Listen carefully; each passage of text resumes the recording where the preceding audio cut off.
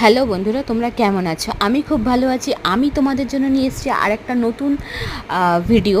সেটা হলো কিভাবে তোমরা 1 ঘন্টার মধ্যে বা চটজলদি বিরিয়ানি বানাতে পারবে। সেটা হলো, ফার্স্ট অফ অল তোমরা কী করবে, চালটাকে ভিজিয়ে রেখে দেবে।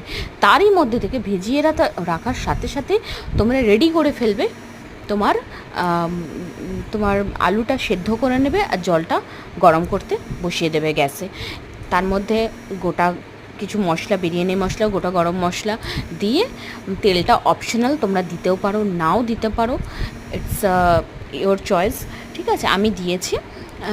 তারপরে চালটা তোমরা দিয়ে দিলে, ভিজে গেল। তো এদিকে আলুও সেদ্ধ হচ্ছে, এদিকে রাইসটাও আমার হচ্ছে। ততক্ষণে আমি বেরিস্তার জন্য পেঁয়াজটা কেটে নিলাম।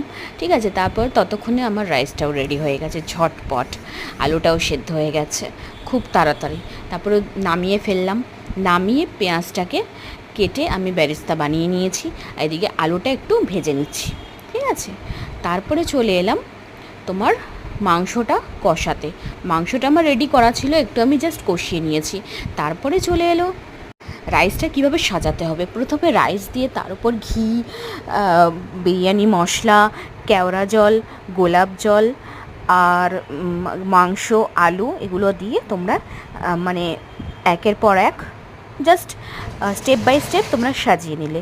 সাজিয়ে কি করলে, এটাকে একটু দমে বসিয়ে দিতে হবে তোমাকে কিছুক্ষণের জন্য, 10 থেকে 15 মিনিট হার্ডলি। আমি তো ওটাই করেছি। সো আমি দমে বসিয়ে দিলাম প্রায় 15 থেকে 20 মিনিট। তারপরে এত সুন্দর আমার রাইস হয়েছে, বলার মতো না, সব কিছু পারফেক্ট। তো তোমাদের এই ভিডিওটা কেমন লেগেছে আমাকে জানিও। আর